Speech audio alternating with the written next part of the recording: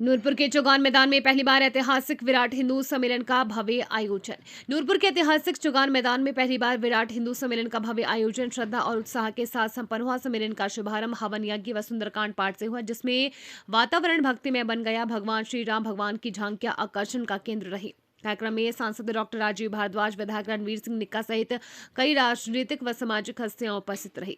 विभिन्न स्कूलों के छात्र छात्राओं ने सांस्कृतिक योग और देशभक्ति प्रस्तुतियों से सभी को मंत्रमुग्ध किया।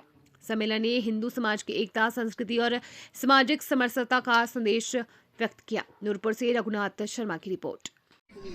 मैं इस विराट हिंदू सम्मेलन में आपका हार्दिक अभिनंदन करता हूं। आज हम सबके लिए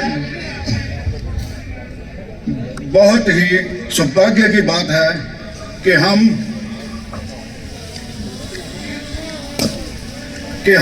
इस विराट हिंदू सम्मेलन में एक हिंदू परिवार के रूप में इकट्ठे हुए हैं, जो कि एकता और भाईचारे का प्रतीक है, जिसके लिए मैं आप सब बधाई के पात्र हैं। सनातन क्या है? सनातन वो है जो हमेशा रहने वाला है।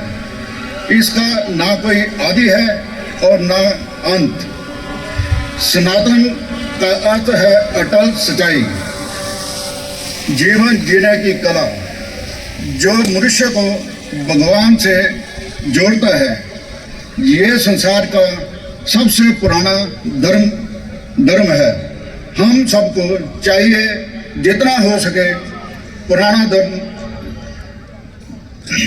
सबसे पुराना धर्म है। हम सबको चाहिए जितना हो सके सही काम करें। भगवान का कोई भी काम अपनी मर्जी से नहीं करते।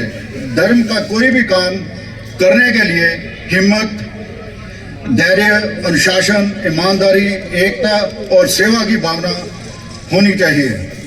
फिर अपना काम भगवान स्वयं करवा लेते हैं।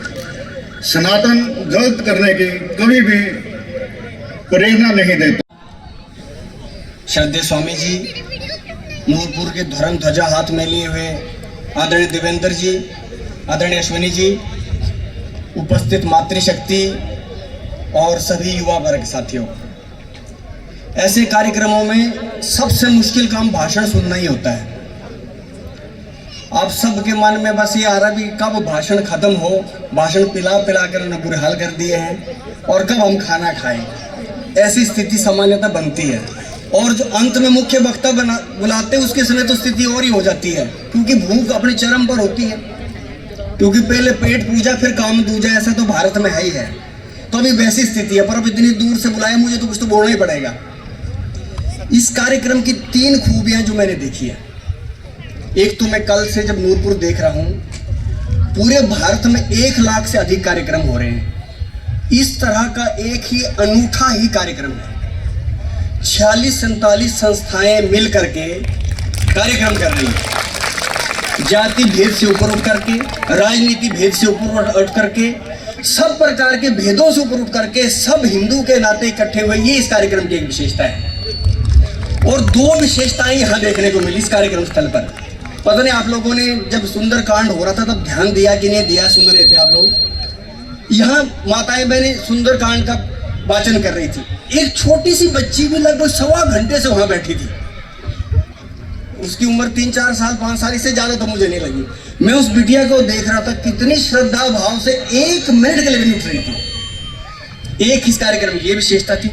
एक हमारा राम दरबार जो बिठाया हुआ, ये भी एक विशेष बात है।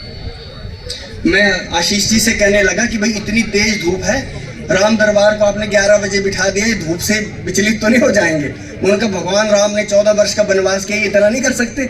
मैंने कहा भाई भगवान राम थे, ये थोड़ा नहीं है। उन्होंने कहा भाई साहब, जिस समय इन्होंने ये सारे ड्रेसअप हो गए तो ये भी राम के रास्ते पर ये इतना तो कर ही पाएंगे। तो इनके लिए भी मुझे लगता है एक बार जोरदार तालियां होनी चाहिए, क्योंकि आप सब हम लोग पीठ करके बैठे, ये सामने से देख रहे हैं।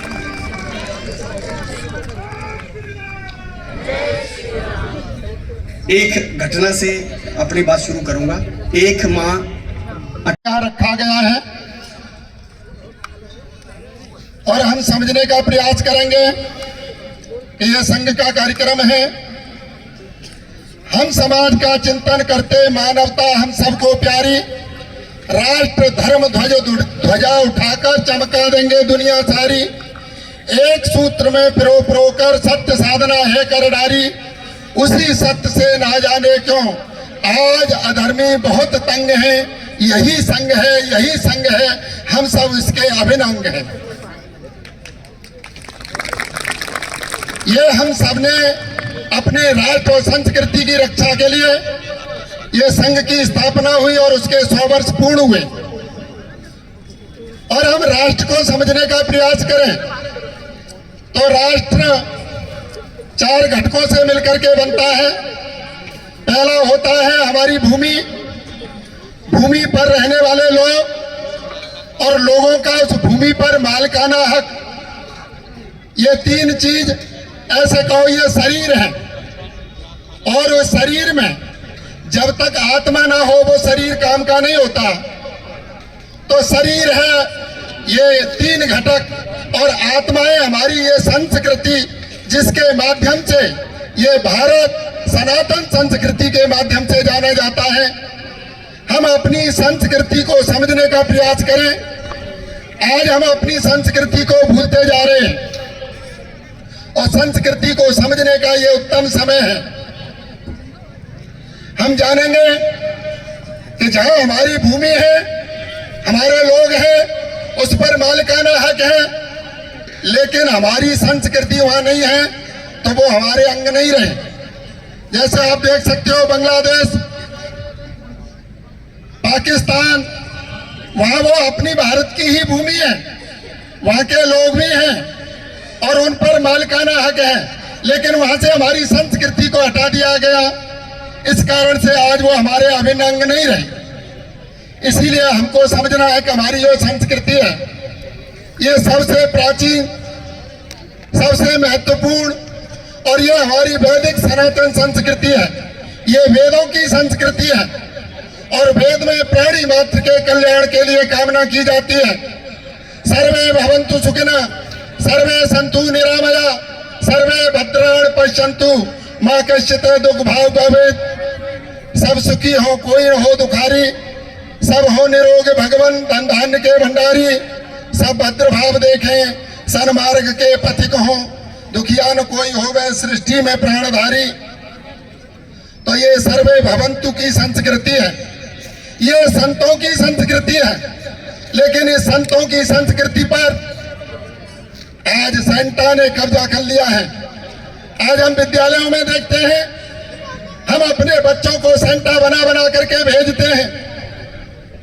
कोई अपने बच्चों को श्रवण कुमार बना करके नहीं भेजता, कोई अपने बच्चों को राम बना करके नहीं भेजता, कोई अपने बच्चों को हनुमान बना करके नहीं भेजता, लेकिन हम सेंटा बना करके भेजते हैं। ये हमारी संस्कृति नहीं है। हमारी संस्कृति हमेशा सभी का कल्याण करने वाली थी, सभी का हित चाहने वाली संस्कृति थी। लेकिन दूसरी जो संस्कृतियां हैं वो तो आप देखते हैं तो संस्कृति का हाल क्या है। अगर विधर्मियों की बात करें तो 1, 2, 3 साल की बच्ची भी वहां सुरक्षित नहीं है। अगर हम कहें बकरे मुर्गे वो भी सुरक्षित नहीं है। अगर देखें व्यभिचार की स्थिति में तो वहां भेड़ बकरियां और गाय तक भी सुरक्षित नहीं है, वहां कुत्ते भी तक सुरक्षित नहीं।